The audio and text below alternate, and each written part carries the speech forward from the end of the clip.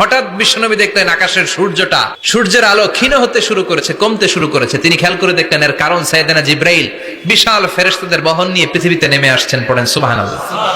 এসে বললেন, ইয়া রাসূলুল্লাহ, আমি 1,40,000 ফেরেশতা নিয়ে নেমে এসেছি। আপনি কি জানেন না, ঠিক একটু আগে মদিনাতে আপনার এক প্রিয় সাহাবা, তার নাম হচ্ছে মুআবিয়া ইবনে মুআবিয়া আল মুজানি, একটু আগে শেষ নিঃশ্বাস ত্যাগ করেছে। বিশ্বনবী তো অবাক, ঘটনা কি? কোন সাহাবীর গায়েবানা জানা যায় তো ফেরেশতা নামে না আকাশের উপর থেকে। বিশ্বনবী জিজ্ঞেস করলেন, জিব্রাইল, কোন সাহাবীর গায়েবানা জানা যায়? তোমরা আকাশ থেকে এত ফেরেশতার বহর নিয়ে নামো নাই? কি এমন আমল করেছে আমার মুআবিয়া? কি এমন ভালো গুণ ছিল, ভালো আমল ছিল, যার কারণে আরশের উপরে তার এত সম্মান? আপনার এই প্রিয় সাহাবী হাঁটতে বসতে চলতে ফিরিতে সব সময় পড়তো কুল হুয়াল্লাহু আহাদ আল্লাহুস সামাদ লাম ইয়ালিদ ওয়া লাম ইউলাদ ওয়া লাম ইয়াকুল লাহু কুফুয়ান আহাদ। পড়েন আল্লাহু আকবার।